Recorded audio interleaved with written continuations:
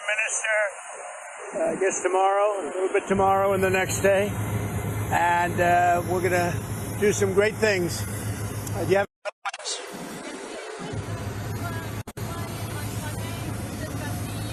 what? Yes, I'll be meeting with the EU on Sunday, and we'll be working on a deal. We'll see if we make a deal.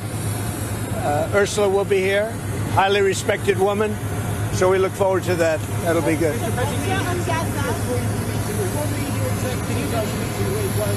We'll have numerous executives that we're meeting with. We're going to be meeting with a lot of people. A lot of people will be staying at Turnberry, and then we're going to Aberdeen, which is the oil capital of Europe, actually. Can you explain what is missing in the UK deal that you have to work out? Nothing. I think it's more of a celebration than a workout. It's a great deal for both, and we're going to have a meeting on other things other than the deal.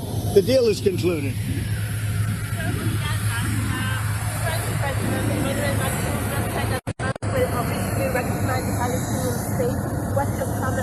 Well, that's what he does. I mean, that's fine.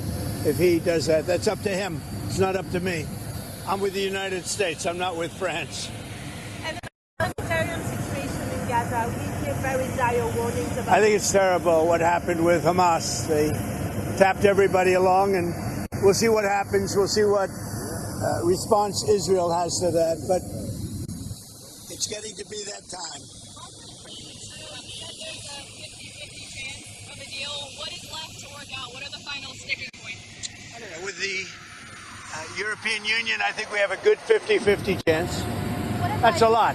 What are the sticking points? Well, I don't want to tell you what the sticking points are, but the sticking points are having to do with maybe 20 different things. You don't want to listen to all of them. Yes. What advice are you going to have for our Prime Minister about free speech? It's very important to people here. Well, it is, but I like your Prime Minister. He's slightly more liberal than I am, as you've probably heard. But he's a good man. He got a trade deal done. And, they've been working on this deal for 12 years. He got it done. It's a good deal. It's a good deal for the UK. So, no, I'll be seeing him tomorrow, I guess, tomorrow evening. And this is our wonderful ambassador, as you know. He's doing a good job. He's a very, very successful man. He'll be doing a good job. The Royal and Ancient says you're going to have to improve infrastructure at Turnberry to bring the Open back. Is that something you're going to? I don't know. The best course anywhere in the world is Turnberry. The players all want to be at Turnberry. Everybody wants to be at Turnberry, so we'll see how that works out. The infrastructure needs to be. I think the infrastructure and the course is good. In fact, the Royal and Ancient. I don't know if you're aware of this. They spent a lot of money, hundreds of thousands of dollars, or probably into the millions of dollars, and they've laid all the wire for television and for electricity under the holes of Turnberry, so that when the Open gets there, they have it all done. They paid for that. But we're talking about roads and railway stations. I don't know. See, I don't know what you can do. All I can tell you is that it would be the best place anywhere in your country to have. There's no place like it. There's no place like Turnberry. It's the best, probably the best course in the world. And I would say Aberdeen is right up there also. Aberdeen's great.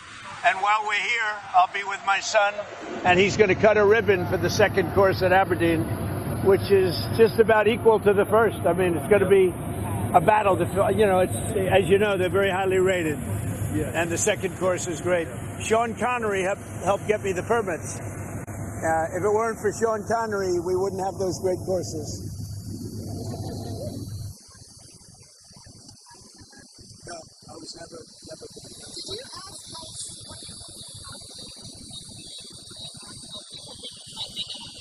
I really have really nothing to say about it. She is being talked to by a very smart man, by a very good man, Todd Blanche.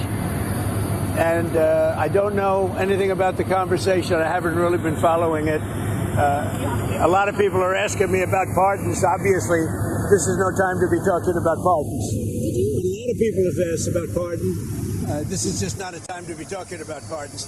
Todd will come back with whatever he's got. You're making a very big thing over something that's not a big thing. You should be talking about, if you're going to talk about that, talk about Clinton talk about the former president of Harvard, talk about all of his friends, talk about the hedge fund guys that were with him all the time. Don't talk about Trump.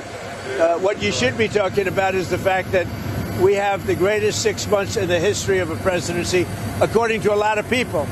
And we had an amazing 6 months. And this is sort of an example of it. Now we're meeting with the European Union,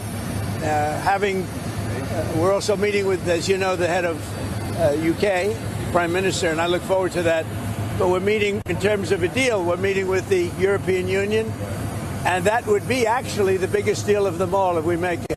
Did you ask House Republican leaders to not vote on the resolution about I was never involved in that.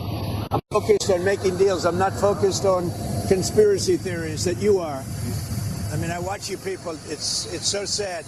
You ought to talk about the success of our country instead of this nonsense you talk about over and over again. You've done an amazing job on illegal migration in America. A lot of people here are very worried about the situation.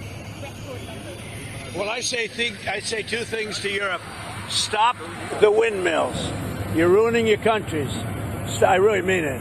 It's so sad. You fly over and you see these windmills all over the place, ruining your beautiful fields and valleys and killing your birds, and if they're stuck in the ocean, ruining your oceans. Stop the windmills. And there's a couple of things I could say, but on immigration, you better get your act together. You're not going to have Europe anymore. You got to get your act together. And we, as you know, last month we had nobody entering our country. Nobody. Shut it down. And we took out a lot of bad people that got there with Biden. Biden was a total stiff.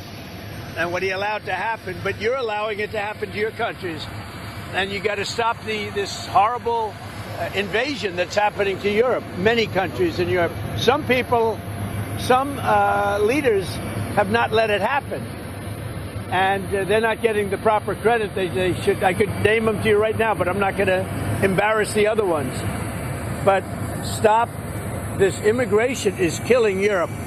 And the other thing, stop the windmills, killing the beauty of your countries. Thank you very much, everybody.